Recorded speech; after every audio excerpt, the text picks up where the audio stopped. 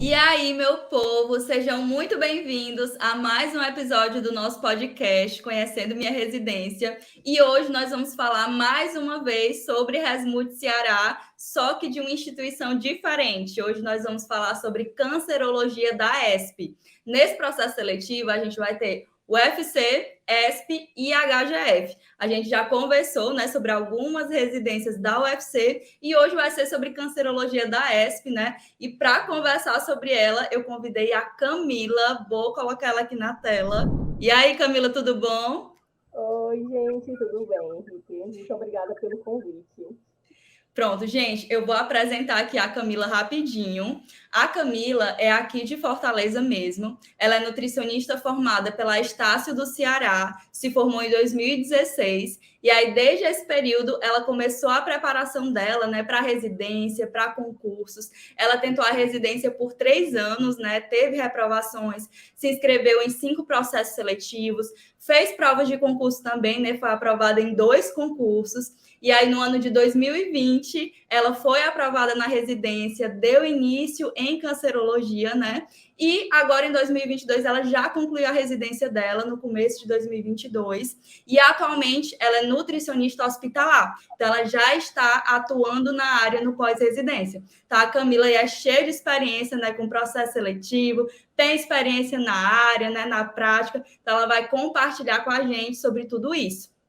Camila, eu queria começar te perguntando assim, como é que foi nesse teu começo, nessa tua preparação, como é que foi todo esse processo, né, até chegar na tua aprovação?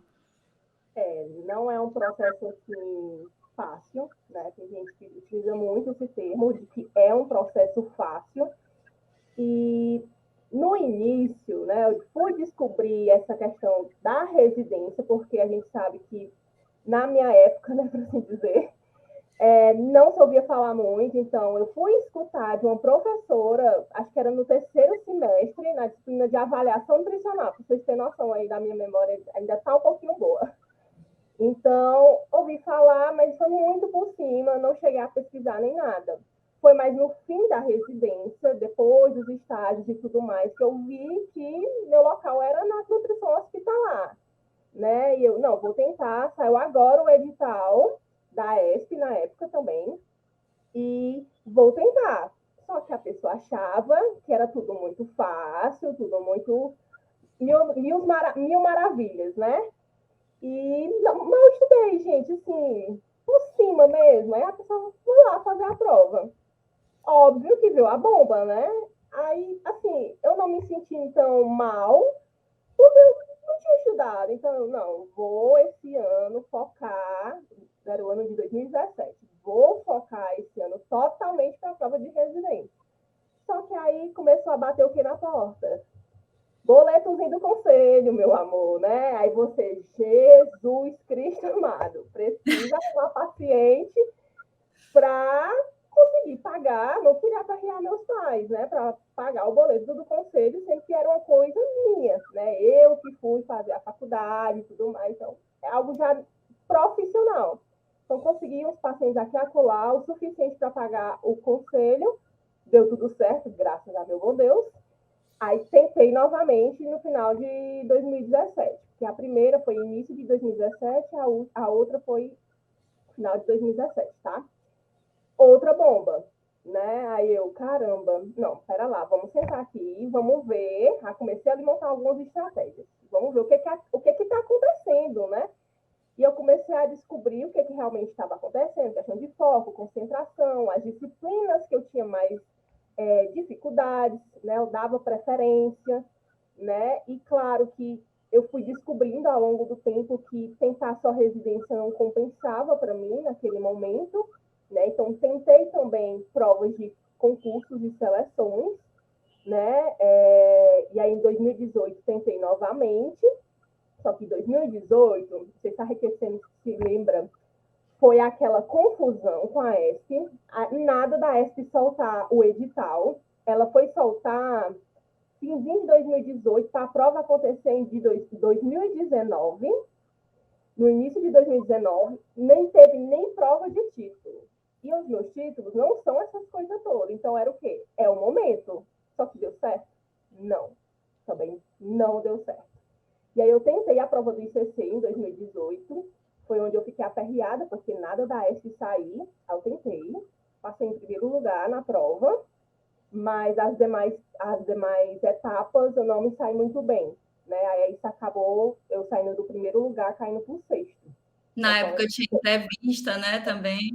Tinha entrevista, exatamente. Aí foi onde mais pegou, sabe? Foi uma época que realmente, assim, eu me senti muito mal, né? Depois do resultado, da nota da entrevista e tudo. Meu Deus, eu falei alguma coisa, você tenta entender o que foi que aconteceu, né? Mas com o tempo, o processo de cura foi aparecendo e deu certo, né? Não, calma. São as coisas que acontecem, enfim, a vida, vamos seguir. Né? Eu sempre tive isso muito claro na minha mente, porque era algo que eu queria, né?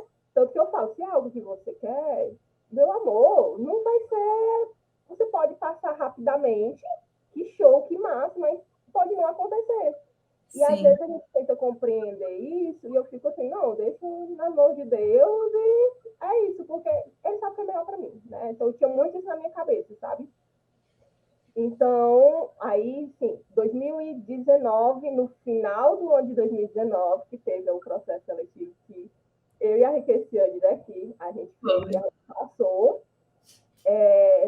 Foi um ribuliço também, né? Porque abriu para você se inscrever em quantas ênfases você queria, e se eu não me engano, era em torno de 23 ou algo do tipo. Então, quem conseguia a isenção se inscrevia em todas. Todas. Gente, tinha gente que tirava uma nota muito boa na prova, aparecia o nome da pessoa em não sei quantas ênfases. Em todas as listas. Foi um desespero. Todo mundo ficava louco, porque o nome da pessoa aparecia em tudo, então tinha gente que ficava lá embaixo esperando sua chance, né? Exatamente. Eu me lembro da Riquecendo também, gente, a gente conversava. Ela, mulher, eu não sei, o meu nome, eu fui chamada na audiência de emergência, eu não sei o que é que eu faço, se eu espero, o que é que... Aí eu, Eu não mulher, eu tô com sei você. quantas vezes eu chorei durante esse processo seletivo. Depois eu preciso contar só essa história, porque eu acho que muita gente foi só chororô até terminar esse negócio. E Camila, eu lembro que, só para dizer, que quando eu comecei a estudar para residência, eu lembro que um dos primeiros perfis que eu fui acompanhando foi o teu, que a gente trocava experiência de rotina, né? Tu sempre falava nos teus stories e tudo. E aí muitas dessas coisas que tu falou, né? Eu já cheguei a acompanhar de tu falando nos teus stories e tal. E aí a gente fez esse mesmo processo seletivo, né? E o desespero foi tudo junto, que eu lembro que a gente conversava, né? Na época da seleção. Exatamente. Gente, foi assim, um caos. Tanto que no grupo da turma da ESP, da minha turma, a gente sofre desde o processo seletivo, porque o próprio processo seletivo foi muito torturante. Aí a gente não Não, sabia a que galera ficava, tipo assim, todo mundo se procurando no Instagram para dizer assim: Ei, você vai querer essa ênfase mesmo? Ou você vai sair da lista? Não sei o que. Era todo mundo desesperado para saber se ia ou não passar, porque era uma incógnita total. Exatamente. Então, para vocês verem como é que foi para entrar, né, gente? Já foi assim, um ribuliço. Aí eu estava, depois da minha, acho que eu tinha passado na prova em sétimo lugar, eu já tinha ficado meio desanimada, né? Eram Eu 3 vagas. 3 vagas. Eu cheguei a acertar 38 questões de 50.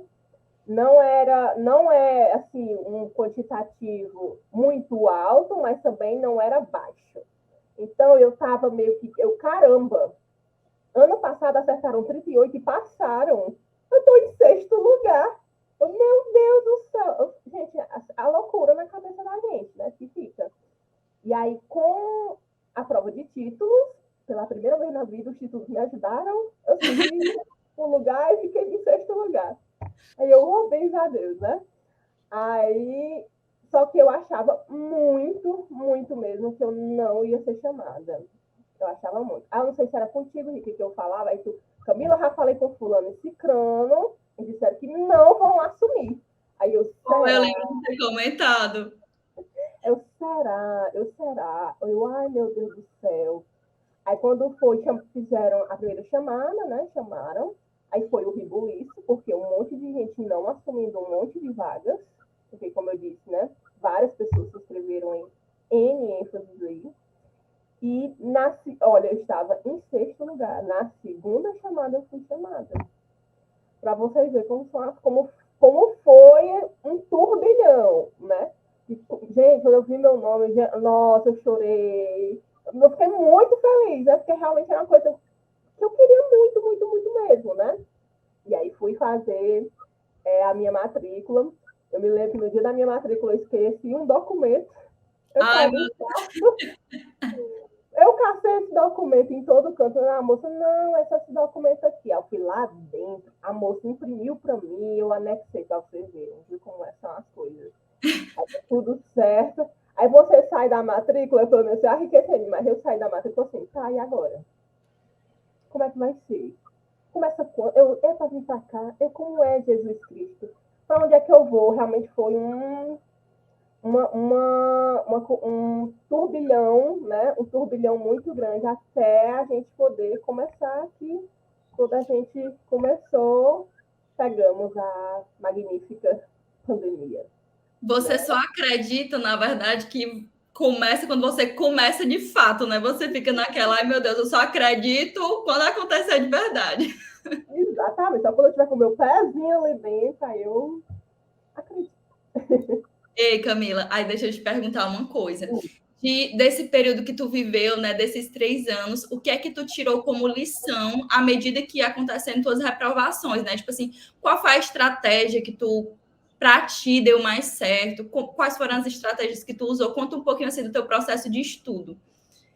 Certo. Assim, à medida que eu ia reprovando, eu sempre pegava a prova, sempre.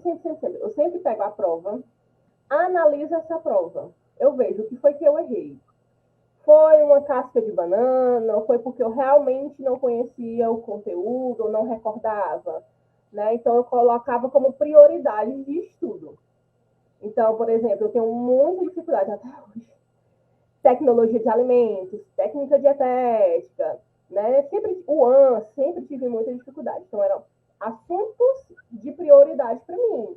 Eu cheguei a ler um livro muito famoso, né, de técnica dietética, um livro inteiro durante esse processo, porque eu tinha realmente muita dificuldade, né? Então, eu pegava nesses pontos.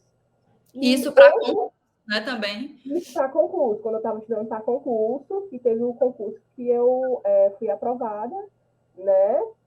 Que ajudou bastante, por sinal, né? Esse tipo de estratégia que eu acabei elencando, porque assim, se você ficar estudando só assunto que você gosta, você ignora o que não gosta, deixa o que não gosta para reta final, perto de prova, não é para estudar assunto que não gosta, não.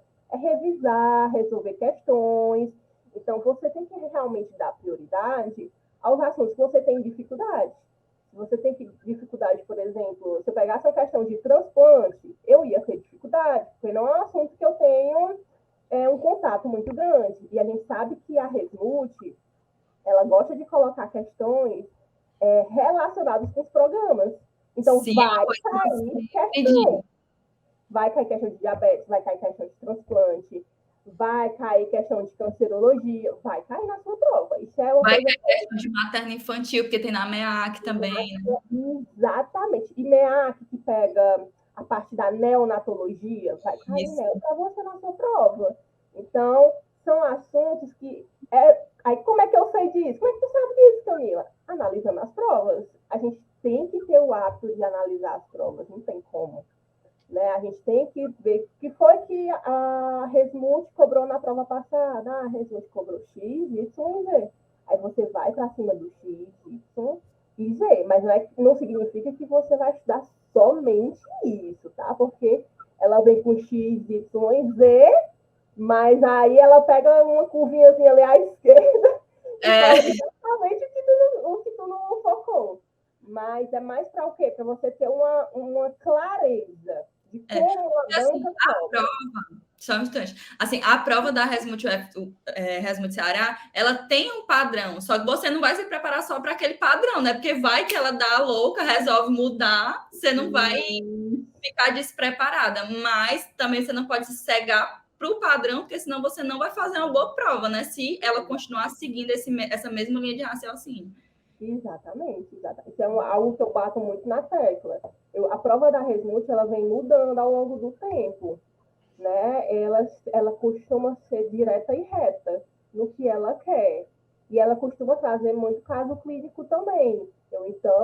Então, presta atenção, observa, né? Então, se cai caso clínico, é conduta, né? Qual é a conduta que você faria nesse paciente? Então, você tem que estudar muito o quê? Dietoterapia, né? Puxando muito a sardinha para a dietoterapia dos pacientes, né? Então, pega essas doenças, né, das ênfases que tem e vai mirando nisso aí, que é o que é uns 80% ali, eu posso dizer, né? Uns 80%, os 20% é o que a gente realmente não sabe, porque a banca pode, no outro dia, no dia da prova, tu pega lá uma banca chilena da vida, que eu detesto, por sinal. Né? Detesto muito texto, não dá para mim, reprovação na certa. Eu fico impaciente, eu sou impaciente em pessoa resolvendo prova. É uma das coisas que eu tentava muito, muito, muito, era algo que mexia comigo, porque eu leio muito rápido a questão. Então, muitas vezes eu sabia a resposta, mas eu errava porque eu lia muito rápido. E é você se conhecer também, né? Porque é etapa de prova. Você inclusive, fazer simulado para saber como é que você vai se comportar é muito importante. Sim, exatamente. E as questões, né? Resolver questões. Eu cheguei a resolver, muitas vezes, 100 questões por dia. Só de legislação do SUS, para vocês terem noção. Porque eu tinha uma dificuldade muito grande com o SUS, só que aí eu comecei a fazer alguns preparatórios, né? Voltado para isso, que me ajudou muito. Então, eu consegui pegar SUS, assim, de uma forma que eu lia... Eu falo sempre isso para todo mundo. Eu lia História do SUS, eu lia Constituição Federal, Lei 8080, Lei 8.142, em uma hora. Eu lia ela todinha. Primeiro porque eu gostava, porque realmente acabei gostando muito do assunto, e eu criei uma facilidade muito grande. Então, era muito difícil uma questão de legislação do SUS me enrolar. Por quê? Porque eu resolvia muitas questões. Então, você resolvendo questões, você entende que tipo de pegadinha as bancas podem te trazer. Porque muitas vezes a gente erra, não é porque a gente não sabe, é por conta de pegadinha de banca. Né? E eu sou extremamente assustado quando eu erro por causa disso. E um detalhe importante dessa prova é que as questões de nutrição costumam ser objetivas, né, não ser tão longas, mas as de SUS já são maiores. Elas são maiores, são mais cansativas e costuma ser tipo um diferencial, porque tem gente que consegue se preparar bem para a nutrição, acertar muita questão de nutrição, mas acaba pecando na parte de SUS e não consegue ter aprovação por conta disso, né? Exatamente. SUS, na Resmut, sempre foi, mesmo na época que a ESP, que era a própria ESP, porque a ESP ela sempre puxou muito essa parte de SUS, certo? Sempre, sempre, sempre, sempre, sempre. E a Resmut veio com essa pegada junto, né? Porque antes não era realmente essas coisas todas, né, na Resmut. Mas do momento que uniu as três principais residências daqui, né, do estado, a prova de SUS, em vez de ser algo direto e reto, virou algo de interpretação. Ou seja, não basta você saber letra de lei, você tem que interpretar. Né? Então, ele pega, eu me lembro que caiu para a gente, enriquecimento, questão de projeto terapêutico singular. E ele não queria, tipo assim, ele deu meio que uma situação e ele perguntou o que teve para ele fazer. Aí a resposta era justamente projeto terapêutico singular. Né? Então, eles podem trazer todo o movimento na questão, incluindo diversas situações, e perguntar: isso aqui é o quê? Né? O que é que eu preciso para eu chegar no meu destino final, por assim dizer? Né? É uma característica muito forte que você tem que prestar atenção nessa prova. Exatamente, exatamente. Eles não trazem. É muito difícil. Às vezes, pode se salvar uma questão ou outra, e eles perguntam algo assim que é letra de lei, mas a maioria é interpretação. Então, tem que focar, porque são só 10 questões, mas são 10 questões que faz falta. Porque nutrição, você não pode considerar que você vai acertar todas, porque Isso. não tem como contar com tudo, né? E eu acho assim que do que a gente conversou, dá para tirar como lição isso, que você tem que estudar, se preparar muito bem para a nutrição, usar as estratégias daqueles conteúdos que mais caem, porque vai seguindo a linha de raciocínio. Não só isso, como tu falou, né? Mas isso também. Prestar atenção em SUS, porque vai ser mais cansativo as questões de SUS, vai ser um diferencial. E a outra coisa também que tu tinha falado um pouquinho é em relação à prova de títulos. Porque na Resmut Ceará, uma coisa que foi até conversado com a Elissa no podcast passado, que na Resmut Ceará acaba sendo um divisor de águas a prova de títulos, porque vai desempatar, tem muita gente que fica próximo. Então a gente tem toda aquela conversa, né, de que se você tem poucos títulos, você tem que tentar da mesma forma, não é porque você não tem tantos títulos que você não vai passar, mas para Resmut Ceará, se você tiver como ainda fazer o que você pode, faça, porque vai ser muito importante, né, Camila? Exatamente. A prova de títulos é porque, cara, a nota do teu histórico conta. Isso. A nota do teu histórico, né? Então, se você tem uma nota boa, você vai receber uma pontuação muito boa também. Então, por isso que eu fiquei impressionada, né? Dos títulos terem me ajudado, né? Porque eu não tinha muita coisa, assim, mas deu up, né? Então, no momento que se a gente tem um nível de prova, eu considero a prova da Result mediana, né? Se eu tenho uma prova de estilo mediana, eu vou ter muitas pessoas batendo o número de questões, né? Então, o título é o que vai salvar, né? Muitas vezes. Então, daí uma aperfeiçoada aí, que é a galera que está na graduação, principalmente, porque eles pedem da graduação, infelizmente, eu acho isso, enfim, são críticas minhas, acho desnecessário, né, cobrar durante a graduação, mas, enfim... Não tem como mudar, né? Não tem como mudar. Por mais que na época, né, eu estava, né, na Coremo, né, era uma das representantes da Coremo, a gente não podia se meter muito não, mas, enfim, quem decidem são eles no final. Ei, Camila, agora a gente já falou muita coisa sobre processo seletivo, né? Deu para a galera pegar muita dica. Não deixem passar, né? Não é só escutar e, enfim, você tem que aplicar, porque isso pode virar o jogo para sua aprovação. E aí eu queria, assim, já mudar um pouquinho de assunto, entrando na residência, assim, queria te perguntar por que cancerologia, né? Conta um pouquinho da tua história com essa ênfase, por que tu escolheu ela, por que tu se identificou com ela, né? Pronto. Bom, tudo começou com a professora de dietoterapia 2, professora maravilhosa. Ela trabalhou durante muitos anos no CRIO, olha a coincidência. E na época eu já sabia que eu queria área clínica, mas eu não sabia ainda, eu acho que todo mundo passa por isso, né? Eu não sabia o que da área clínica eu queria, né? Algo muito específico, assim. Tanto que eu ficava, não, a área clínica em geral para mim já dá certo. Eu era bem assim mesmo.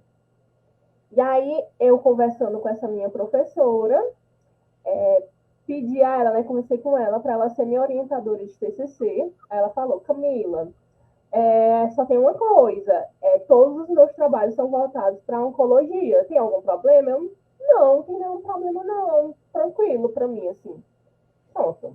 Aí foi aí que a gente fez o nosso TCC voltado para pacientes com câncer de mama, né? O meu trabalho foi voltado pela questão do estado nutricional, né? Era impacto do estado nutricional e qualidade de vida de pacientes com câncer de mama em tratamento. Eu lembrei. Então, eu via a questão do estado nutricional dessas pacientes, eu via o quanto o câncer impactava na qualidade de vida daquelas mulheres. Então, foi o meu primeiro contato, né, com a oncologia. Então, foi um momento, assim, que me despertou, né? Eu sempre digo que foi ela que plantou essa sementinha, né? Então, eu estudei bastante, né, por conta do TCC e tudo mais, e foi aí onde eu criei um vínculo, por assim dizer, uma admiração pela área e eu vi o quanto a gente poderia ajudar esses pacientes. Cara, eu Então, acho a história muito parecida, porque aconteceu a mesma coisa comigo. Tinha uma professora que eu gostava muito, e aí ela trabalhava na linha de pesquisa de doença renal crônica. E aí o meu TCC foi sobre doença renal crônica. Aí quando eu fiz o estágio, que eu vi que transplante era os 2 anos, né, com paciente renal e hepático, eu disse assim, pronto, pois vai ser isso. é isso aqui, né? Aham. E foi basicamente assim. E aí a nutricionista, que mais pra frente se tornou a minha preceptora, né? As nutricionistas do CRIO, me ajudaram no momento de coleta, me orientaram, né? Como conversar com esse paciente, tudo mais, como abordar esses pacientes, tudo isso. Então, eu fui criando realmente uma admiração pela área, né? Uhum.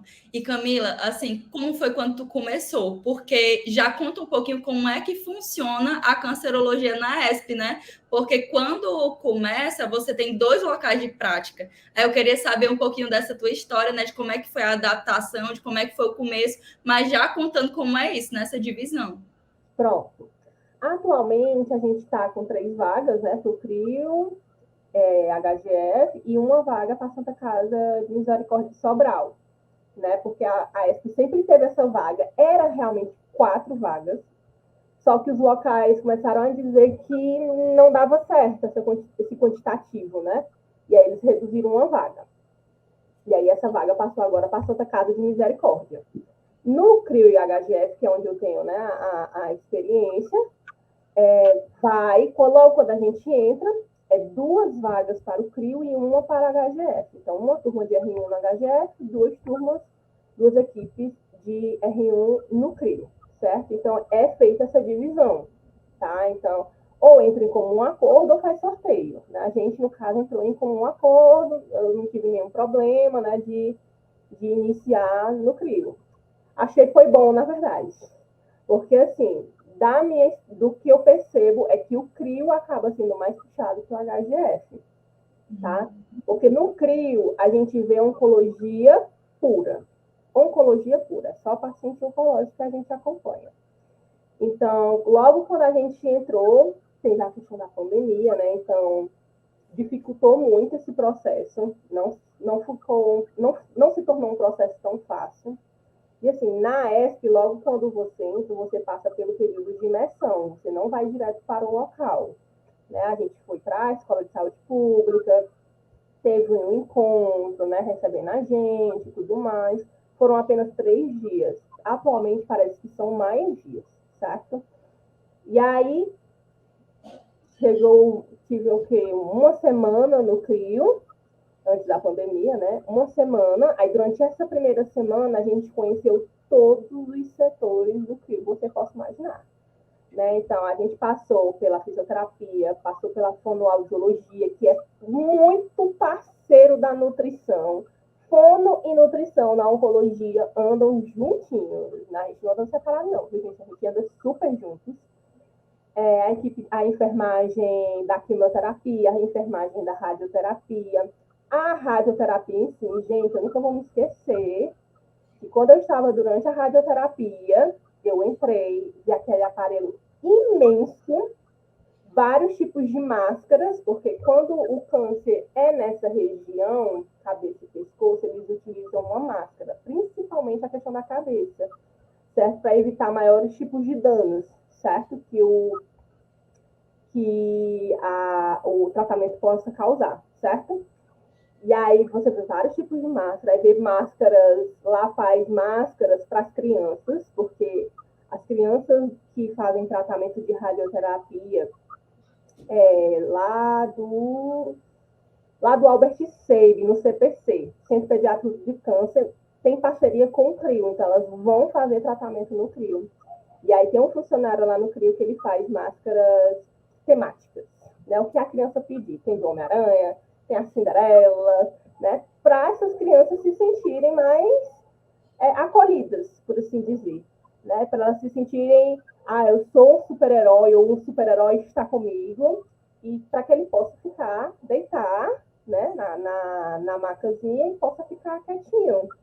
porque às vezes há necessidade de sedar, infelizmente, né? Porque tem que fazer o tratamento, né? E às vezes tem essa necessidade, certo? E aí eu cheguei, acompanhava, né, os técnicos, né? Os técnicos em radiologia, se não me engano, se eu estiver errado, desculpa, fazendo, né, lá todo o procedimento e tudo mais. Então, fui lá acompanhando o paciente. Gente, eu fiquei admirada. O paciente entrou, deitou, saiu, assim, obrigada, tchau, até amanhã. Aí eu, tchau, até amanhã. Eu fiquei muito chocada, não vou mentir para vocês, né? Meu primeiro contato ali, então, ok, tudo bem, beleza. E aí, o paciente saiu tranquilamente, né? Ok. E eu cheguei a acompanhar uma marcação, né? Porque eles fazem a tomografia, vão até a máquina da radioterapia e o médico chega e vai fazendo as marcações dos pontos, né? Onde vai ser incidido. Muito legal, foi um acompanhamento muito bom e que a gente só vê estando na prática, né? Não é uma coisa que a gente vê durante o estágio, por exemplo, não vê esse tipo de coisa, né? E passei pela quimioterapia, ambulatório, sei lá, é ambulatório, quimio, rádio, né? Basicamente isso. E aí a gente começa no ambulatório de nutrição, né? O intuito no início é acompanhar as nutricionistas atendendo, até para a gente ver como é que funciona, como é a dinâmica e tudo mais, só que veio a pandemia e a gente já teve que iniciar os atendimentos.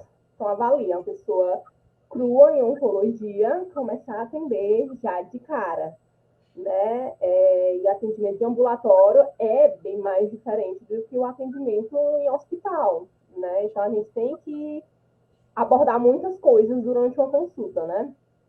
Então, tinha momentos que eu, meu Deus do céu, não vai dar certo.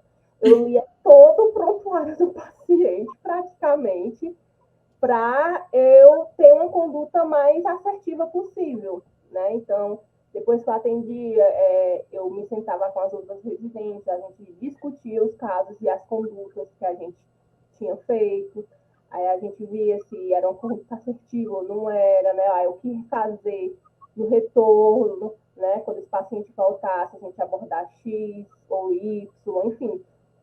Ambulatório é muito isso, ambulatório é muito dinâmico, é muita coisa, eu acho mais puxado ambulatório do que hospital, para você ter noção. Eu também acho. Porque você não para, né? Tipo, e é falando, e termina um paciente, chega outro paciente, a rotina é o dia inteiro isso. Se for o dia inteiro de ambulatório, é o dia inteiro, você só para respirar entre um paciente e outro, né? Exatamente. E aí na nutrição a gente não tem muito assim, eu quero ficar na quimioterapia, eu quero ficar na rádio. Não, a gente pegava o paciente de todo tipo. Paciente em pré ou pós-operatório de cirurgia, pacientes com sonda, pacientes com diversos tipos de tumor, mas lá no CRIO a gente pega mais pacientes com tumor sólido, tá? Então é mama, próstata, cabeça e pescoço, que são os meus xodóris. Câncer cerebral, enfim, diversos tipos. A parte mais da oncohematologia, que é leucemia, linfoma, a gente pega realmente no HGF. Certo? Porque esses pacientes, né, com leucemia e linfoma, eles precisam internar para fazer o tratamento. É muito diferente dos pacientes com tumor sólido, que ou faz quimioterapia semanal, ou faz quimioterapia a cada 15 dias, ou a cada 21 dias, às vezes é uns comprimidos, né? Então, assim, depende muito do tipo do tumor, de qual tratamento ele vai responder, né? Então, é feito diversos exames desses pacientes para ter o médico, o oncologista, ele ter uma conduta bem específica, né, para o tipo de tumor, porque apesar de ser, por exemplo, câncer de mama, mas tem vários tipos de câncer de mama, tá? Então, ele pode responder a diversos tipos de tratamentos, ou às vezes só responde a um, e é para, assim, muitas vezes, meu Deus, se não responder, o que vai ser, né? Recebemos também, atendemos pacientes paliativos, né? Mas não é, eu acho até interessante tocar nesse assunto, porque muitas pessoas acham que o paciente paliativo, ele já vai falecer, né? Como se fosse não, vida, né? isso. Não é bem assim. Eu peguei diversos tipos de pacientes que estavam com a finalidade do tratamento, né, paliativo. Esse paciente ele não tinha mais cura, né, para a doença dele, mas ele estava vivendo muito bem, obrigada, né? Então, assim, a gente atua com esse paciente, a gente recupera peso, tenta recuperar peso desse paciente. É muito comum no paciente oncológico, eles perdem muita massa muscular, esses pacientes ficam sarcopênicos, né? Então, a nutrição ela tem uma atuação muito forte, tá? Então, a nutrição ela é muito importante nesses pacientes. E aí, o tratamento, né? Toda a questão do tratamento oncológico, o próprio tratamento leva a uma toxicidade. Esse paciente tem náusea, tem vômito, tem diarreia, tem constipação. E a gente faz o que a gente chama de aconselhamento nutricional. A gente orienta de acordo com os sintomas dos pacientes. Então, no CRIO você vai saber pra caramba isso daí. Você sai com todas as orientações já gravadas na sua cabeça, porque é o que costuma chegar. E isso acontecer. Oi. Perdão. Só te perguntar, como é a questão da atuação multi lá? Tipo, o contato com os outros profissionais, como é que funciona lá? Bom, a gente, na minha época, né, porque agora eu já fiquei sabendo que teve algumas modificações por lá. Agora está tudo muito próximo, né? A sala da psicologia está do lado da nutrição, enfim, está uma dinâmica bem melhor. Mas antes a gente era muito separados. Mas isso não impedia a gente de tomar as nossas condutas. Né? Se eu via que o paciente tinha que passar uma sonda, eu ligava para o médico, conversava com o médico, ao médico dizia, se o paciente aceitar, eu assino na hora. Não tinha muito problema, sabe? Era muito bom em relação a isso. A gente tinha uma comunicação muito boa. Então, olha, a gente explicava a importância de passar a sonda, às vezes o paciente chorava na nossa frente, né? Porque sonda é visto como algo, né? Que parece que ele está realmente vai morrer amanhã, muitas vezes eles pensam assim, né? A gente explica a importância que no momento ele precisa da sonda, aí muitos aceitavam, a equipe de enfermagem, chegava na equipe de enfermagem, conversava com a enfermagem, elas passavam a sonda, ele voltava para o ambulatório de nutrição e a gente orientava. Então, a gente tinha uma comunicação muito boa. Apesar da gente não ficar juntinho. Com a fono, tu falou que também tinha uma comunicação muito boa, né? Demais, demais. A gente via algo assim, a gente já ligava por fono e falava com ele para dar para avaliar esse paciente, para ver se havia necessidade de uma textura, né, específica, uma consistência específica, ou se realmente era passar a sonda, né? Agora, sim, era mais com pacientes cabeça e pescoço. Cabeça e pescoço tem que ter, né? O paciente chegou, é cabeça e pescoço, primeira coisa que você pergunta, qual a consistência que você está comendo? Está conseguindo comer grandes volumes? Como é que tá? Porque, assim, muitas vezes ele consegue deglutir. Não tem disfagia, não tem orinofagia, mas não está tolerando grandes volumes. E aí a gente bem sabe, né? Que também se ele não tolerar grandes volumes, não vai atingir a meta nutricional e vai emagrecer, vai vir a sarcopenia, enfim, vai vir fatores. Então, a gente tem que conversar com a equipe, né, para ver qual é a melhor conduta para esse paciente. Se uma passagem de sonda, por exemplo, seria interessante. E o paciente poderia até ficar com uma dieta mista, né? Deixar oral para conforto, né? Porque a gente sabe que esses pacientes sente necessidade, muitas vezes sente a falta de comer, né, pela boca, e ficar as duas vias, né? Mas Camila, deixa eu te perguntar outra coisa. E como é que é lá em relação a rodízio? Tinha rodízio, tipo, tu passava um tempo em tal ambulatório, ou o ambulatório já é para tudo? Tinha um tempo que tu ficava só na rádio? Como é que funcionava isso? Pronto. Lá, a gente realmente fica na nutrição. Né? Quem fica só tem um setor de nutrição para tudo. Então, eram poucas categorias que faziam rodízio, muito pouco mesmo. A gente ficava realmente na nutrição. O que tinha de outras coisas era...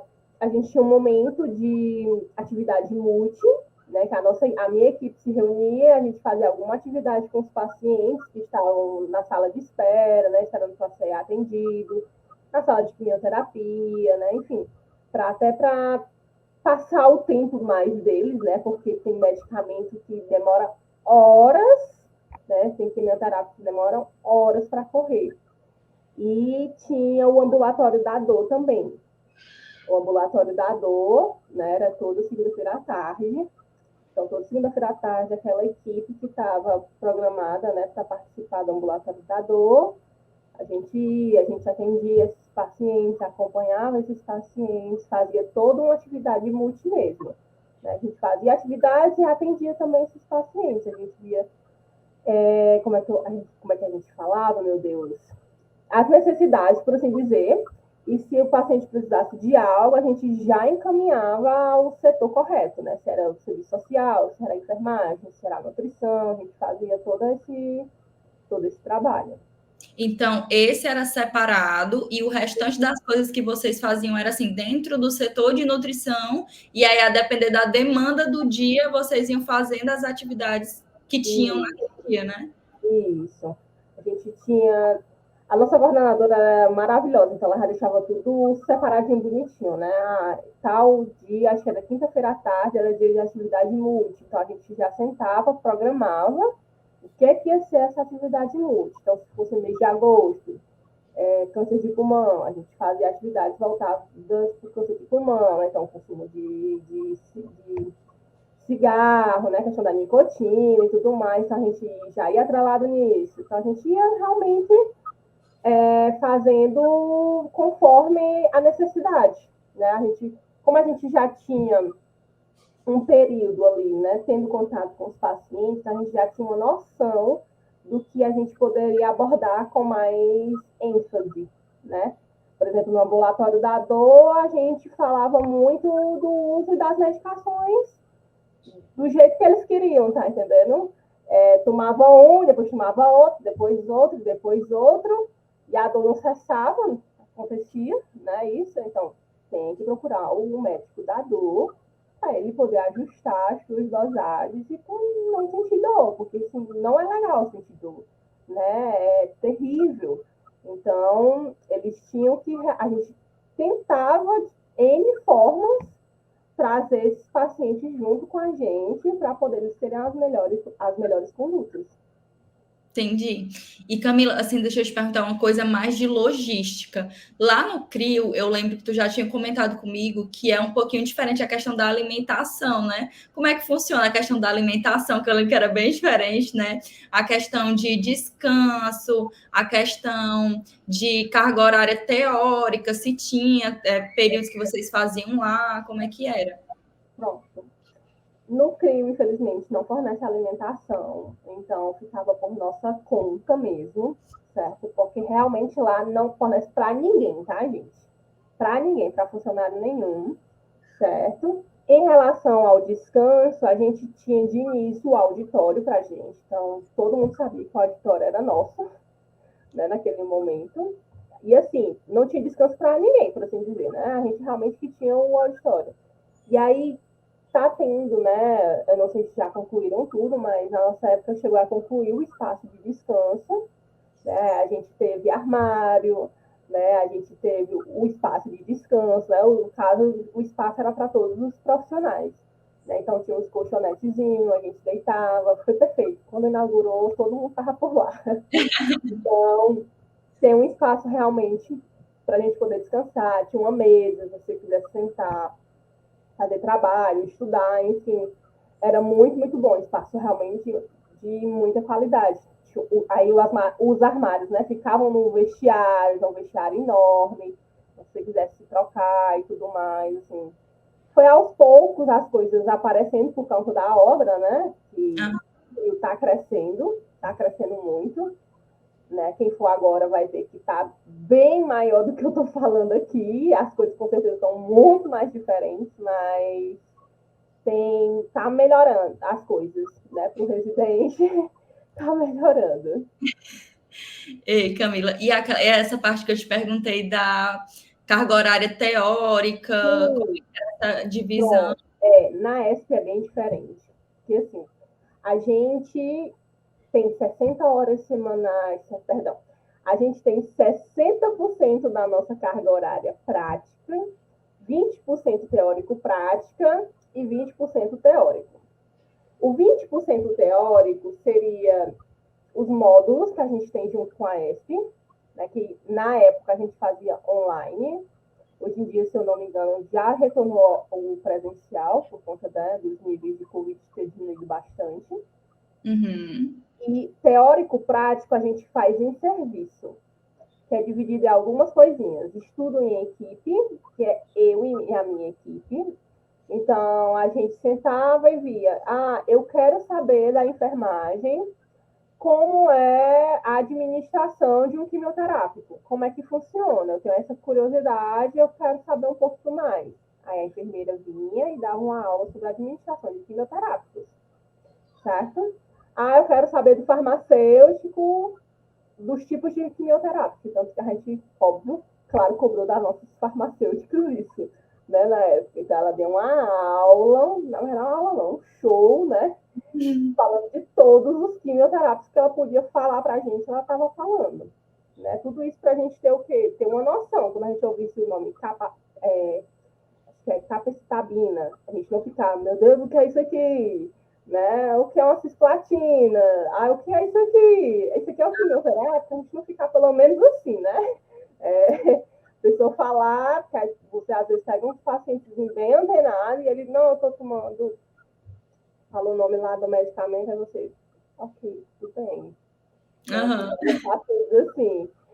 E tinha também roda de núcleo, que aí lá na ESP é chamado de, tipo, nutrição é chamado de núcleo, certo? Núcleo da nutrição, então é das áreas. Então sentava eu e as outras residentes e as nossas duas preceptoras de nutrição. A gente discutia artigo, a gente discutia casos, né? Que a gente podia, né? Que a gente visse que era necessário, né, de discutir, a gente estava discutindo, certo? Então, a gente tem esse momento, e tudo isso, gente, bem divididozinho no nosso cronograma, tá? Semanal, nosso cronograma mensal, bem bonitinho, bem direitinho, para a gente ter uma rotina, né, por assim dizer. Aí nós tínhamos roda de campo. Na roda de campo, a gente tem com o nosso preceptor de campo. O preceptor de campo, ele é uma pessoa para todo mundo, né? Então, é uma pessoa para todos os R1s, tá? É diferente R1 de R2, porque os assuntos vão ser diferentes. Então, eu tenho um preceptor de campo e ele chega com, ou de acordo com o que a ESP orienta falar sobre isso. Ou a gente pode decidir e ver o que é melhor. Na época, a gente até achou alguns assuntos um pouco assim, que no momento a gente achava que não cabia, né? Mas a gente falou sobre o luto, sobre a morte, né? Que é algo muito comum dentro da cancerologia, algo que realmente está muito próximo. Então, como é que a gente deve fazer, né? Comunicação de más notícias, né? Muito importante. A gente aprendeu muito, teve diversos tipos de aula junto com a nossa preceptora de campo, que a gente lia artigos, sentava, discutia, então as meninas da psicologia também ajudavam muito a gente, né, a compreender tudo isso. Enfim, porque a gente vai, desde receber um paciente que está bem, como a gente vai receber um paciente que ele não está bem, né, ele pode vir realmente a óbito a qualquer momento, certo? Então, a gente tinha que meio que aprender a lidar, né, com toda essa situação, né? Uhum. Então, a gente tinha o período de estudo de caso, a gente tem carga horária para isso, de estudo de caso. Então, toda semana, alguém ia apresentar um caso clínico, né? Trazia o caso clínico, a gente discutia. Então, às vezes eu dizia, pode mandar esse paciente para nutrição, né? Às vezes era um caso clínico que todo mundo já conhecia, apesar de ser, né, a gente não traz o nome do paciente, mas de tanto a gente encaminhar e conversar entre a gente já sabia quem era o paciente, né? Porque realmente sempre aparece paciente que mobiliza toda uma equipe. A equipe inteira precisa estar junto para poder a gente tentar melhorar a situação daquele paciente, né? Dar mais qualidade de vida para aquele paciente. Uhum. Certo? E E Camila, eu te também, pergunto, pode dizer, pode continuar. a gente tinha também roda de gestão. A roda de gestão era junto com a nossa coordenadora. Então, era um momento que a gente dizia o que estava bom e o que não estava bom. Principalmente o que não estava bom, né? Então, a gente falava pra caramba mesmo, vamos melhorar isso, melhorar aquilo, melhorar, né? Então, Então, assim, porque vocês sempre tinham esse espaço, né, para poder dar feedback. sim, a gente tinha muito espaço. Porque a nossa coordenadora, a coordenadora, né, do CRIO, que ela é ainda até hoje, ela é uma pessoa, assim, maravilhosa. Ela abraça a residência como ninguém, sabe? Então, às vezes eu falava, mulher, tu é uma mãe pra gente, literalmente, porque ela realmente estava muito junto com a gente, sabe?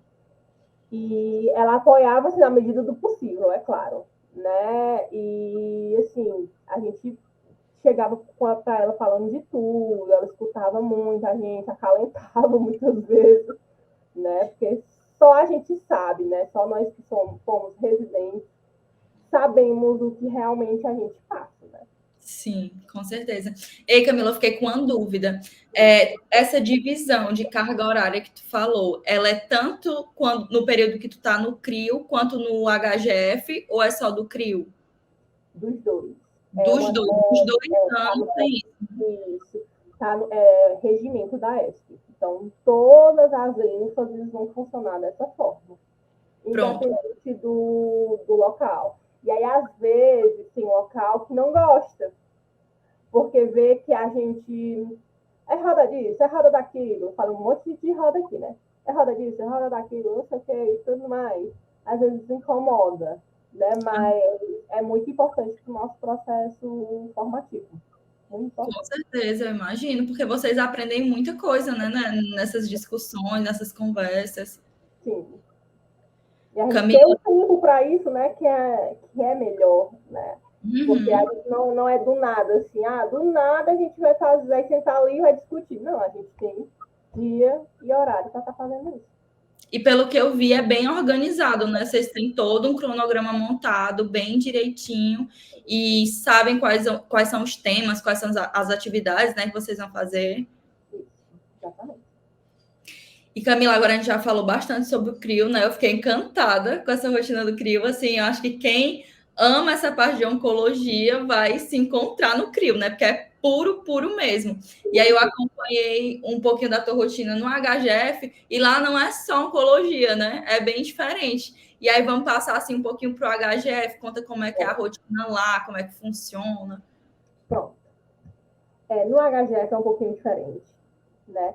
A gente passa obrigatoriamente clínica médica, hematologia e gastroenterologia. Eu passei uns 2 dias só na gastro, porque no pé que eu botei foi o pé que veio a segunda onda do Covid. Então, mal fiquei por lá.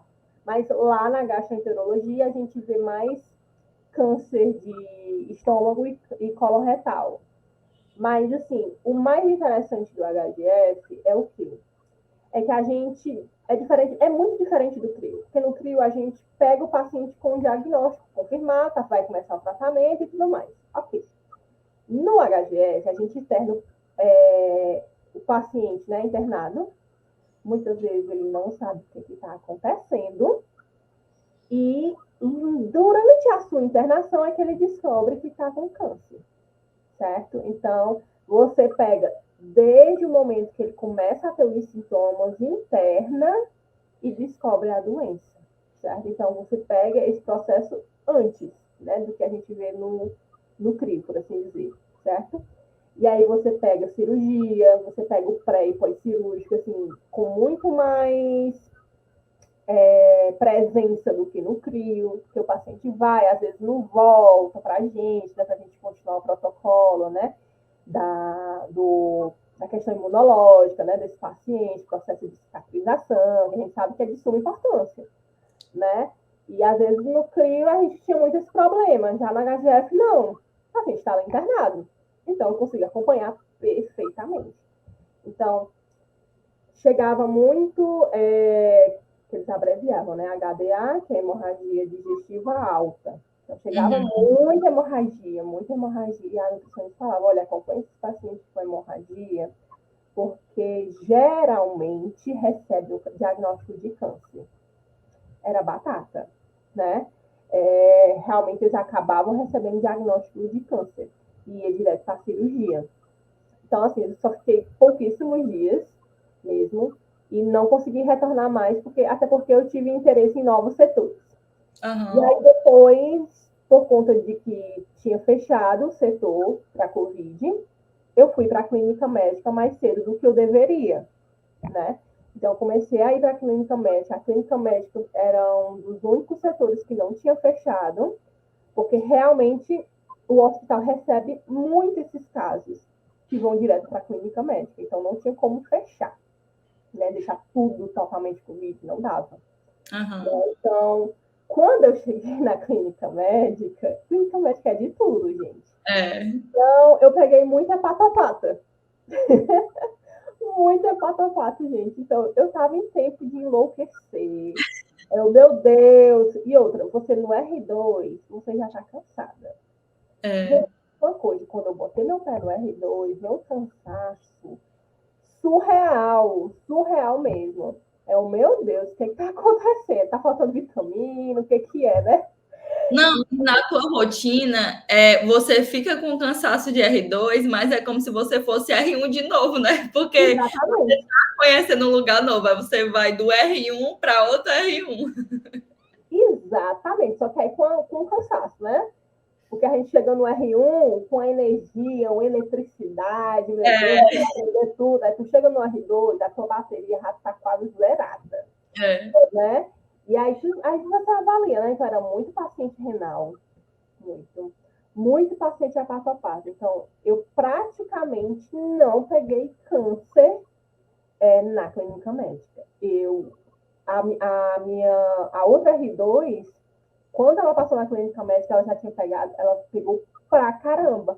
Aí eu, meu Deus do céu, eu fiquei muito chateada. Eu, não, gente. Mas assim, pensando hoje, né? Hoje eu fico muito feliz, na verdade, de ter atendido esses pacientes, porque eu criei experiência, né? Eu tive experiência de atender esses pacientes, então isso ajudou pra caramba mesmo.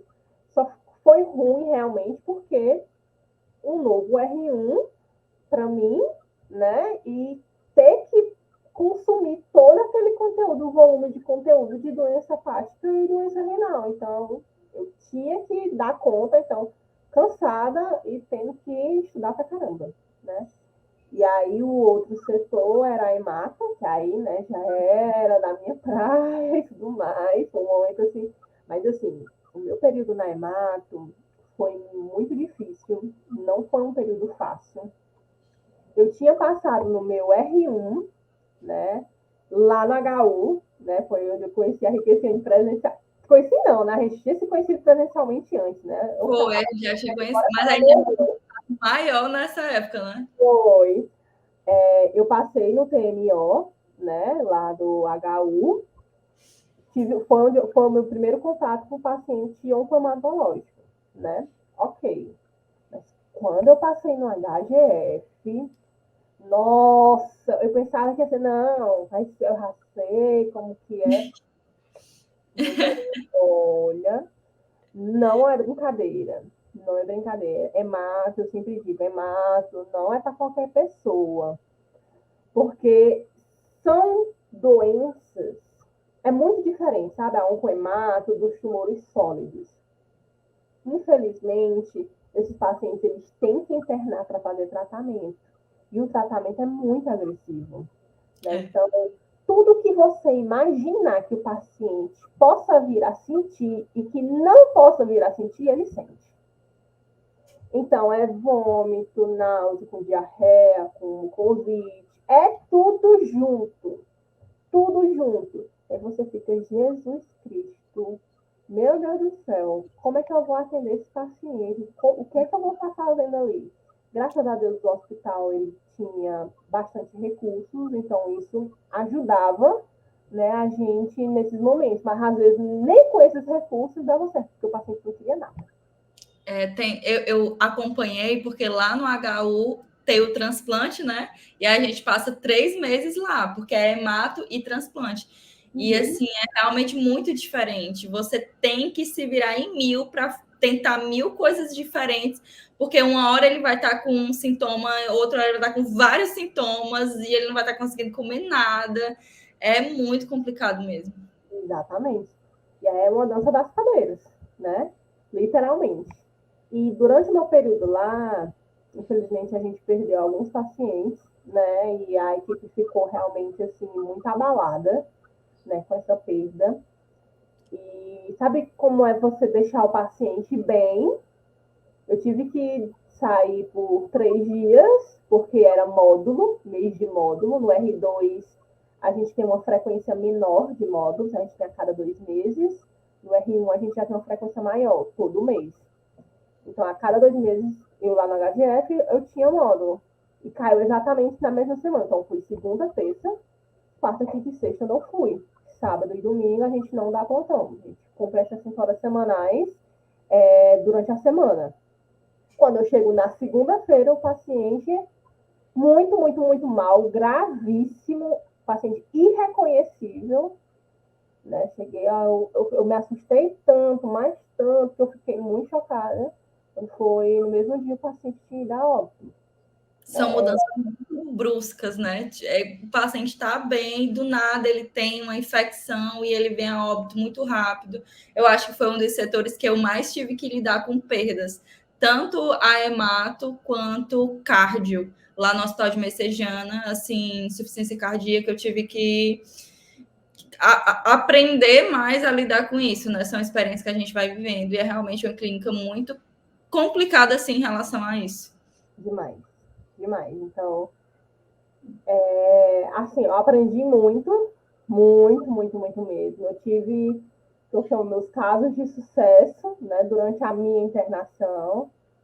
Tem até um paciente que ele internou muito, muito, muito mal e a gente conseguiu progredir, assim, lindamente.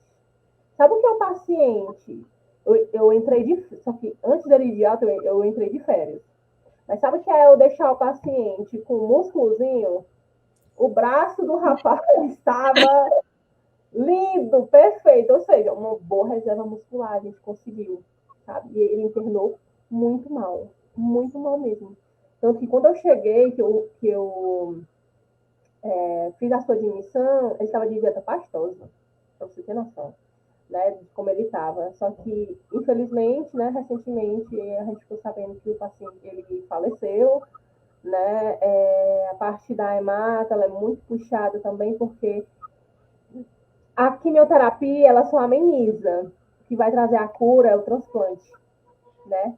E não é sempre que consegue doador. Muitas vezes a família não consegue, né, ser compatível, né? E aí depende de outras pessoas, né, para estar doando.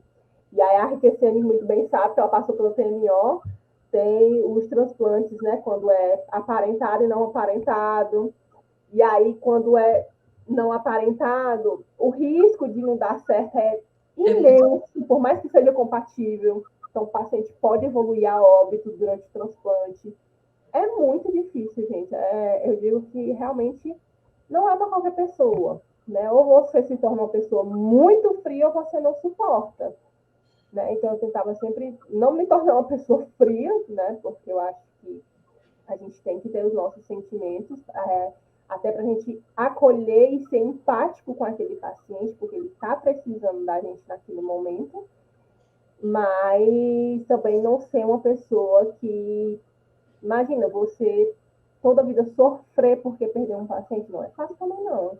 É difícil, é difícil. Então eu tento não manter um vínculo assim muito grande para eu também não me despedaçar, né? Toda a vida que um paciente partir, porque Por sinal, eu já criei um vínculo com o paciente lá no hospital que eu estou agora. Eu já estou assim, meu Deus, Acaba sendo inevitável, né? Porque você acompanha tão de perto, você tá ali no dia a dia. Eu acho que é você tentar entender que essas perdas vão existir. Você não pode, como tu falou, né, ficar muito frio, mas você acaba criando um vínculo com o paciente, assim, que não dá não tem para.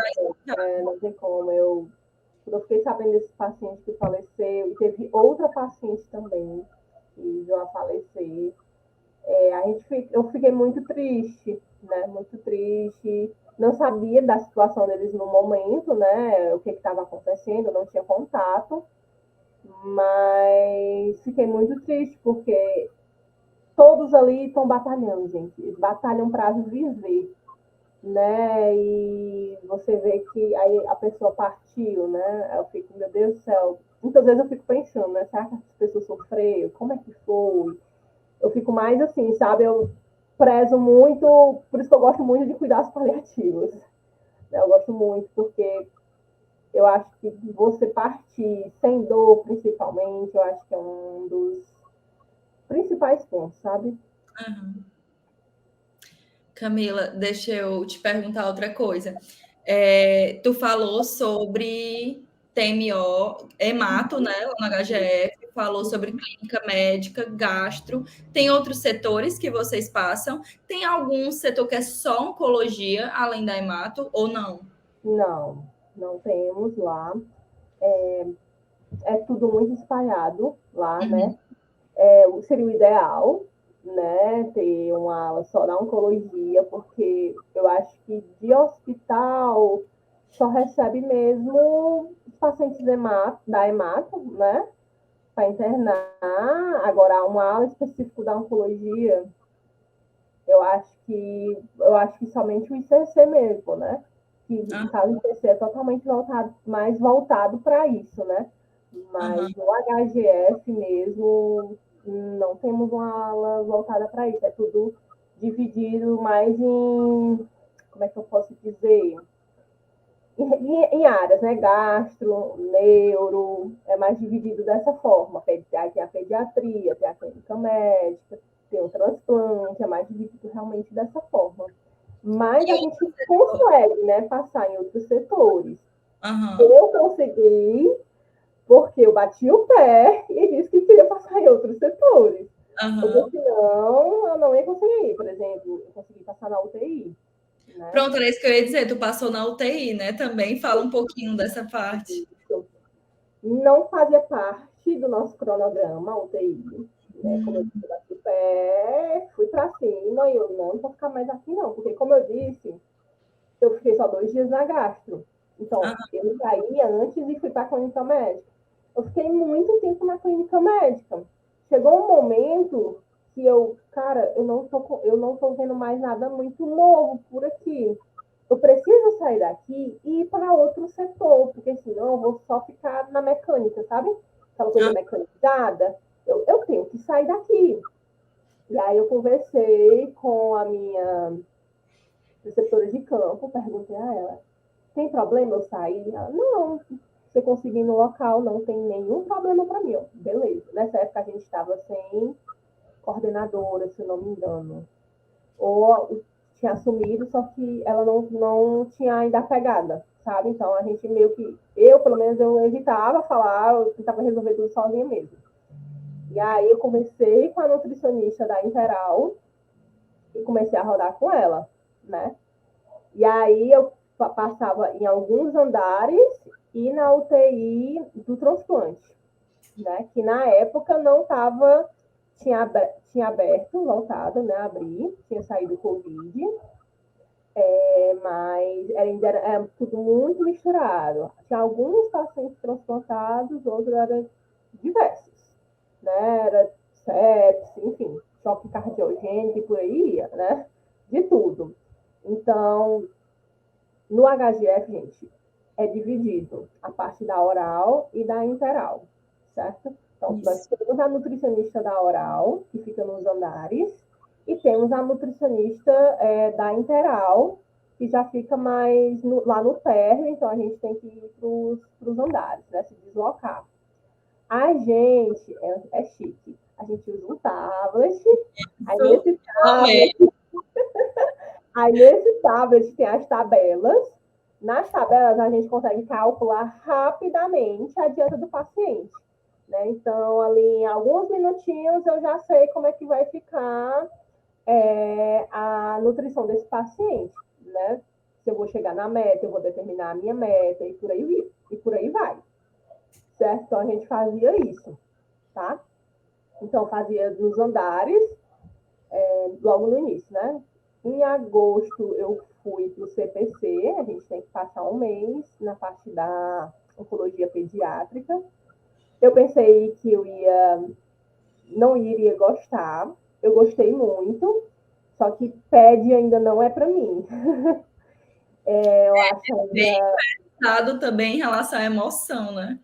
demais, demais. Gente, você chegar e ver um neném, não é fácil. Não é fácil, não é fácil. Então, eu ficava. CPC, Camila? Oi? Onde é o CPC? Em frente ao Albert Seile. Em frente, em frente. Os nutricionistas ficam no Albert Seile e a gente é emprestado para o CPC. E aí a gente vai e faz a visita, né, lá. Mas, assim, o CPC é um local, assim, de primeiro mundo. Sabe quando você assiste Grey's Anatomy? Aquelas portas. Gente, do mesmo jeito. Eu me senti assim, gente, o que é isso? Que, que top, né? Que maravilha. Só que a gente sabe que a Associação Percepan, né? Recebe muitas doações, né? Então dá para manter uma estrutura dessa, o que é muito bom, né, para os pacientes. E, gente, tem de tudo, assim. Se você pensar assim, de alimentação, de nutrição, lá tem. Porque, cara, é pediatria, né? Não, é muito difícil. Então, é muito. Dependendo dos hábitos que a família teve com aquela criança, às vezes a gente, ai, vamos numa fruta e tudo mais, e não, às vezes não, meus amigos. Não entra, tem crianças que querem o dia inteiro, tá entendendo? Então, depende muito da criação. Claro que, óbvio que durante as visitas a gente ia trabalhando para que aquela criança saísse daquilo, né, e começasse uma alimentação mais saudável. Mas lá no CPC tinha a parte que eles internavam, né, igual o AGF, eles internavam para fazer o tratamento. Então, o paciente chega, ele está bem, vai passando os dias, ele começa a ter sintomas, né? Vômitos, principalmente era náuseas e vômitos. Então, eles gostavam muito de fruta, muito de fruta. Então, eles amam, só eram loucos porque é o que eles mais aceitavam, né? Fruta, paciente oncológico, quando está em tratamento, é o que eles mais aceitam, realmente, certo? Então, eu usava e abusava das frutas lá. E aí, mingau, enfim, tinha um lactário e tudo mais, então a gente conseguia fazer, assim, muita coisa. Eu me sentia, assim, gente, acho que eu tô no lugar dos sonhos. Então, Tu passou, muita coisa, então ajudava pra caramba. tu Oi? passou um tempo lá? Passei um mês só. Eu achei pouco tempo, né? Por conta que pediatria também é um outro mundo gigantesco. Para ela estar na nutrição, é um mundo assim, né? Gigante. E aí tinha a UTI pediátrica, eu ficava na UTI pediátrica também. Era os que eu mais ficava, era QT sequencial, que é os que eles internavam, e a UTI, era os que eu realmente mais ficava. A única coisa que me incomodava, que eu acho que é comum da pediatria, é que os médicos que acabavam meio que determinando qual era o volume, né, das Uhum. coisas. Aí eu ficava um pouco, tá, mas eram os questionamentos que eu fazia, né? Eu, ok, mas você é nutri e você sabe. Uhum. Eu não entendo muito das coisas de fórmula infantil, porque não é realmente a minha pegada. Mas eram questionamentos que eu fazia. Mas eu percebo que é muito comum na pediatria, muito, muito, muito comum mesmo. Então, você tem que entrar, aprender, você aprende e discute com o médico. o médico mudar. Se você quiser que o médico mude na prescrição, você tem que aprender e pedir para mudar. Uhum. Com o médico. Porque senão eles fazem do jeito que eles acharem melhor e tudo mais. Enfim, né? Aquela coisa. E tu Então, passou por pediatria só no CPC ou tu passou no HGF também? não, só no CPC. Só no CPC. No HGF tem pediatria, mas é a pediatria de tudo. Uhum. De tudo mesmo. Mas foi mais. Eu só passava quando precisava. Tu passou em algum outro rodízio no HGF, além desses que tu falou? Ou eram esses mesmo? Não, eram esses mesmo. Aí eu passei fora a parte a UTI, Aham. né? A interal nos andares, na UTI de transplante, a UTI mesmo, né? Por assim dizer. Passei na UTI azul e passei na UCE, na unidade de cuidados especiais. Foi Tem muitos pacientes paliativos, né? muito paciente paliativo. Porque assim, eu não sei o que foi que aconteceu na época, que disseram que só ia enfermeiro, fisioterapeuta, assistente social ou psicólogo rodar na unidade de cuidados paliativos. Né? Então, a nutrição descartada, né? Enfim, um monte de gente descartada, farmácia descartada. Aí eu, como assim a gente não vai rodar na unidade de cuidados paliativos? Junto com a equipe de cuidados paliativos. E aí foi algo que a gente colocou para outra turma, tanto que a outra turma agora, elas estão rodando, tá todo mundo rodando nos cuidados paliativos, porque não fazia sentido isso, né? E tu, né? Oi?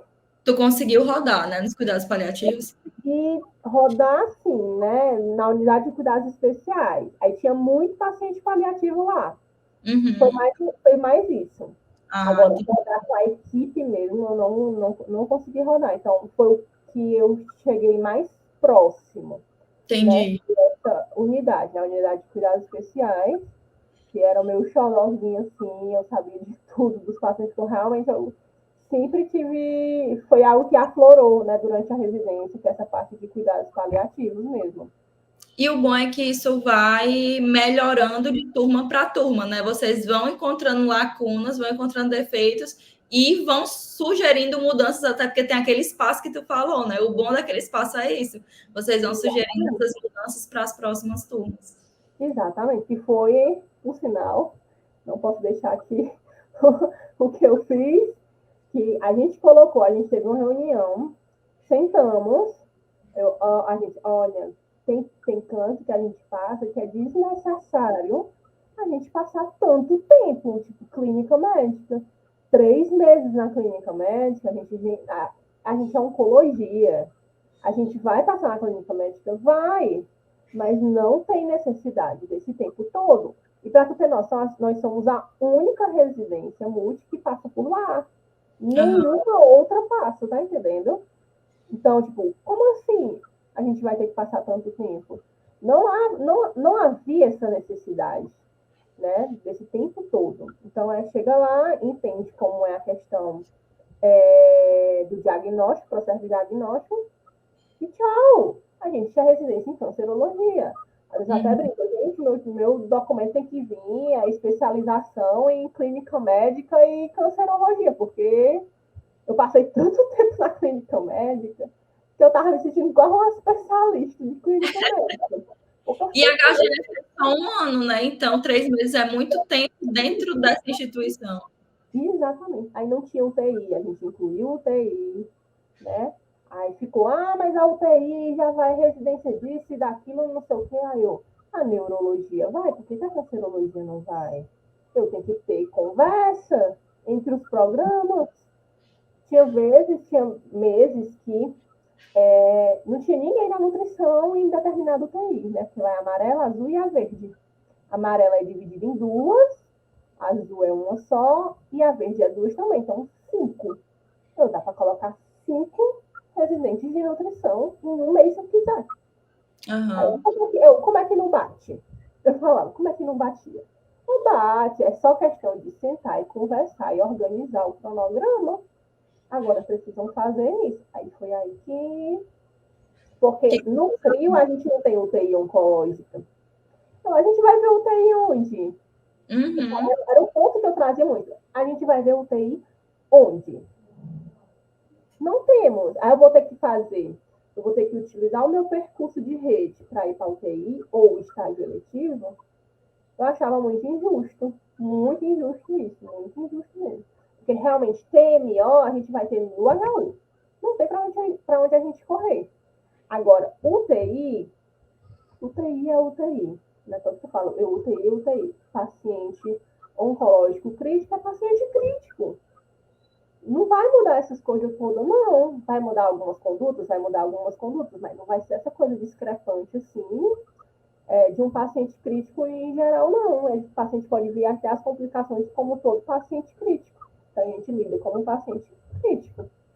E é super importante porque no HGF, assim, pelo menos pela minha percepção, a Interal lá é uma referência, né? Tem uma estrutura muito boa. Aquela questão do tablet que tu comentou rapidinho, né? De você ter ali uma estrutura de você saber a beira-leito a necessidade daquele paciente. Você vai calcular, você vai conseguir medir o paciente, calcular ali, conversar com o médico, tudo na hora praticamente. Então, assim, tem também um aparato muito bom das fórmulas, né, dos suplementos e tudo mais.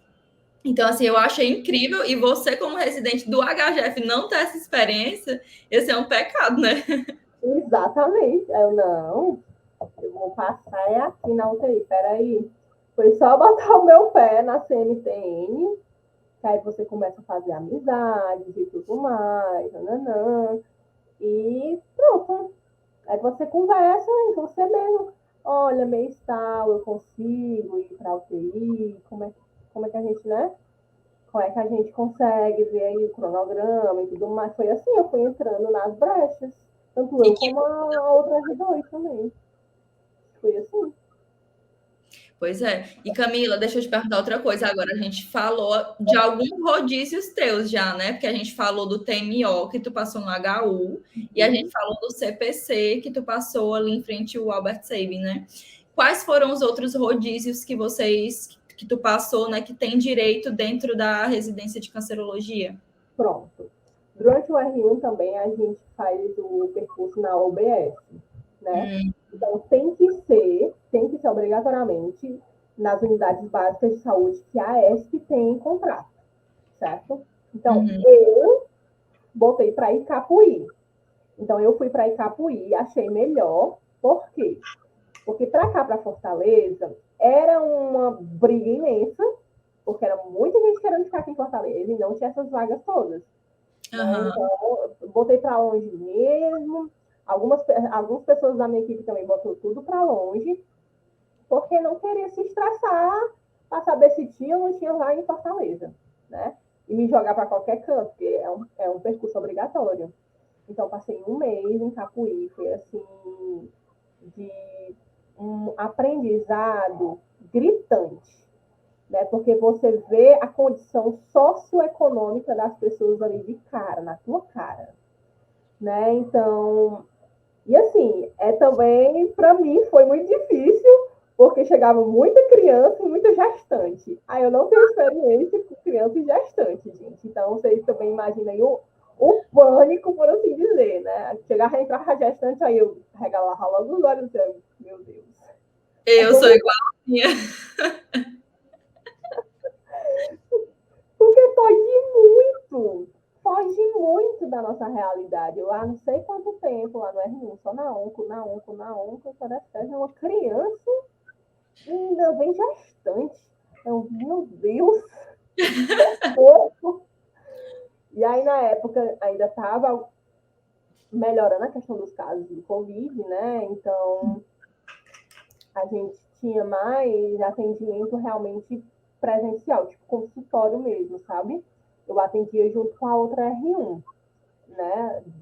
No caso, a R1 de saúde da família e comunidade, certo? Uhum. E aí a gente teve também um momento que a gente conseguiu, a gente foi lá no CAPS, né, onde tem a residência de saúde mental, em Capuí também. Tá? A gente conseguiu ter contato com esse pessoal, a gente conheceu o CAPS do município, foi muito legal. Assim, de um enorme aprendizado, né? Fora que a cidade é linda, né? A cidade é muito linda, muitas praias, então, assim, se você vai também para querer tomar um banhozinho ali de mar, também é muito bom. Foi um período, assim, de muito importante para mim. Gostei muito, gostei muito. E a gente conseguia entender também, às vezes, e eu fui no outubro, gente, então outubro rosa. Então, tinha uma pegada muito grande da ONCO, né? Aham.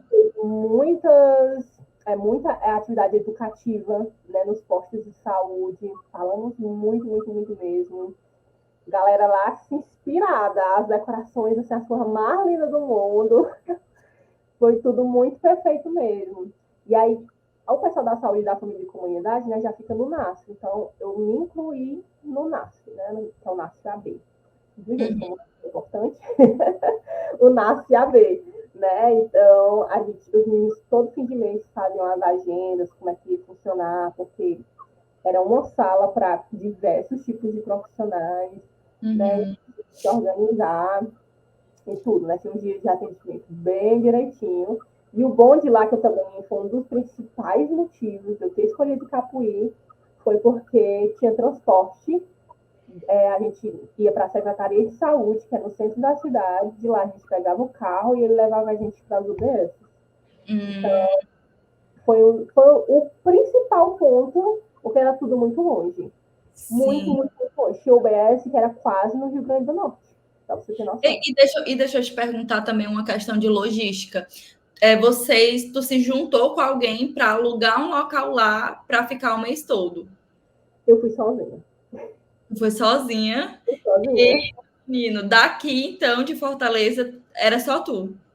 Só, não, tinha mais três, que eram três pessoas da Cardiopneu, eles eram amigos, mas eu fui sozinha, eu não sabia quem que ia mais. Da Aham. canceria só fui eu mesmo. Do Aí eu, HGF só foi tu, né? hã? Do HGF só foi tu. Isso, só fui eu. Uhum. Meti a, Corajosa, viu? meti a cara, mulher, eu fui porque era o local que eu queria, ninguém mais queria da minha equipe, né? Queria ir para Icapuí, mas quase que não dava certo, viu? Eu descobri depois que quase que eu não ia. Aí eu, o quê? Não, peraí. Ei, Camila, deixa eu te perguntar também, passando já para outro rodízio, tem também o estágio eletivo, né? Qual foi o teu estágio eletivo? Como é que foi? Pronto. Eu estava tão cansada que eu não quis. Preferi fazer o estágio eletivo no hospital, né? Uhum. Porque também, se eu botasse que eu ia fazer o estágio eletivo, eu ia ter que fazer um relatório. Eu não queria fazer esse relatório. É aquele típico final da residência, né? Você não tem força mais para absolutamente nada. Aí, não, mas se você passar, o discurso era, se você passar em um setor que não está no cronograma, é eletivo e tem que fazer o relatório. Pois eles estão esperando até o meu relatório, viu? Porque não fiz, foi quando eu fui para a UCE, Ah, em janeiro desse ano. Fiquei em janeiro e uma boa parte de fevereiro, aí no.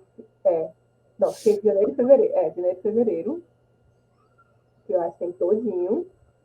E só que eu fiquei ainda massa, porque eu fiquei devendo umas horas, né? Eu adoeci em janeiro, essa é a verdade. Eu adoeci, peguei Covid, vixe. a terceira onda, que foi o vírus da Omicron, né? Que, nossa, tu tossia de máscara, tu pegava.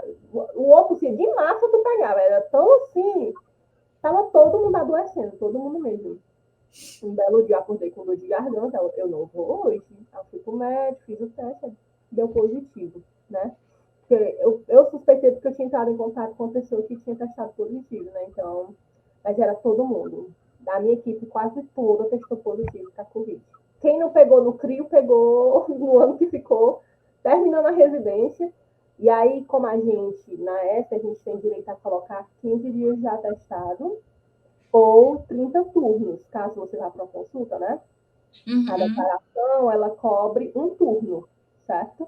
Passou dos 15 dias, você já tem que pagar esses dias que você não for, né? E Em agosto, quando eu estava no... agosto do ano passado, quando eu estava no CPC, eu tive um problema dentário. Eu peguei um monte de atestado também. Então, aí eu fui pagando, né? Quando eu quitei minha dívida, no caso, gente, a gente paga ou feriado ou fim de semana, certo? A gente só consegue pagar assim. Quando eu quitei minha dívida, eu adoeci. Aí eu, não. Eu enlouqueci, viu? Ele enlouqueceu. Conversando com a minha coordenadora, eu tô devendo quantos horas. Eu nunca, no CRIO, nunca cheguei atrasada. Mentira. Uma vez só, 7h20, mas nunca me cobraram. Você ainda estava nova ainda no R1. Aí no R2 você vai se acabando, aí vai pegando tudo que aparece. Não é isso que eu falei. A doença deixaram para vir pegar do R2, é sério. Amiga, eu tive dengue. Tu tem noção. Eu Eu fiquei lembro. muito mal. Eu zerei os meus atestados depois da dengue. E aí, no finzinho, perto de terminar, eu ia terminar em fevereiro, bonitinho, direitinho, eu adoeci.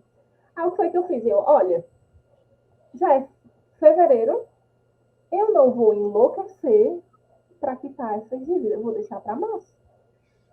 Vou E deixar aí para março. concluí em março, né? A residência. Concluí em março mesmo, porque eu tinha que pagar essas horas que estava faltando, né? Era só hora prática. Uhum, Nada de hora teórica, nada, estava tudo ok. Faltava só essas horas práticas que realmente tinha adoecido. Aí eu fiquei uhum. umas 2 semanas indo. Eu fiquei um dia Foi, afastada.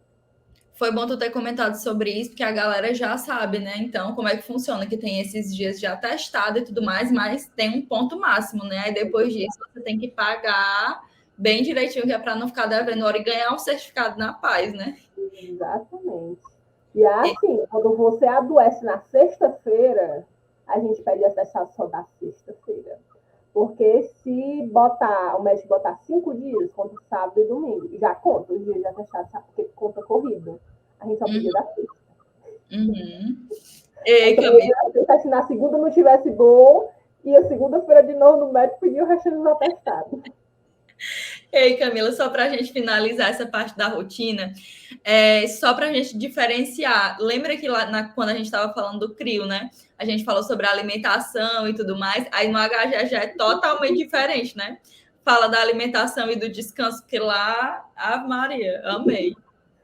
A gente tem, gente, direito a lanche da manhã, almoço e o lanche da tarde, né? O lanche da tarde é literalmente o que sobra do lanche da manhã, né? Uhum, Então, são frutas, né? Sobe fruta, sobe pão, tem café pra gente. Então, assim, ia subir um monte de laranja, às vezes as meninas faziam suco de laranja, né? Enfim, então, assim, a gente tinha realmente uma alimentação muito legal lá. E o almoço da nutrição era super cedo, né? Era 10h30 da manhã, mas eu achava ótimo, porque você se não dava adapta, tempo. Hã? você se adapta, porque no começo eu ficava pensando, meu Deus, eu vou comer 10h30 da manhã. Aí quando eu cheguei lá, a gente se adapta, tá morrendo de fome já 10h30. 10h30 você já tá morrendo de fome, porque não dá tempo respirar para merendar, gente. É. Porque é tanto paciente para visitar, tanta coisa para resolver, que quando você vê já deu 10h30 e você vai descer para comer, porque não tem condição. Não tem condição. Então, tinha dias, né, que a gente não comia lá porque a gente já estava enjoado, aí ia comer fora, né? Tem restaurante por perto e tem um shopping também, né, perto, então ajudava bastante nesse ponto. E de tarde, né, sobrava, né, como eu disse, sobrava o que tinha, né, do lanche da manhã. A copa, nossa copa era enorme, mas no finzinho eles reduziram, né, o tamanho da copa. A copa tá bem menor, tá bem Ah, menor. Não tem mais aquele sofazão. era o que eu ia dizer, tinha até sofá, minha filha, na Copa. Não tem mais o sofá, acabou, tiraram. E aí retiraram, né? O sofá de lá retiraram um monte de coisa, porque eles precisaram aumentar a central de ventiladores, né? Aí pegaram o espaço que a copa era imensa, né? E aí a gente tem a parte de sala de estudos, né? Que falta algumas coisinhas e tudo mais, mas a gente tem. E Mas é um nós temos espaço o auditório. É muito bom. E a gente tem um dormitório, com as caminhazinha, bem bonitinha, que esse eu amava. Amava, minha filha dormia tanto na hora do almoço.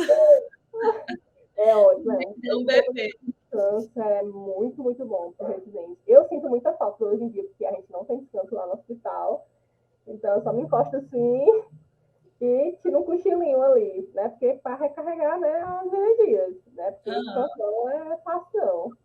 Aí tem os armários também, né? A gente tem direito a armário, então deixava tudo no meu lar, não levava muita coisa, porque já tinha tudo no meu lar dentro do armário. Aí são 4 femininos, né? 4 quartos, e cada um tem seu banheiro, então era muito bom. Ou seja, né, vocês têm uma estrutura muito boa no HGF, né, em relação a isso, tanto descanso, alimentação, então muito, muito bom mesmo. E Camila, sim, para a gente finalizar a nossa conversa, né? Porque a gente já conversou um monte, já deu para saber assim de muita, muita coisa da ênfase de cancerologia. Eu queria te perguntar, assim, eu sempre gosto de perguntar isso, né? O que é que tu diria para a galera que quer fazer essa ênfase, né? Que está prestando aí a prova para essa vaga? Que conselho tu daria ou alguma dica, né, para quem está assistindo? Pronto.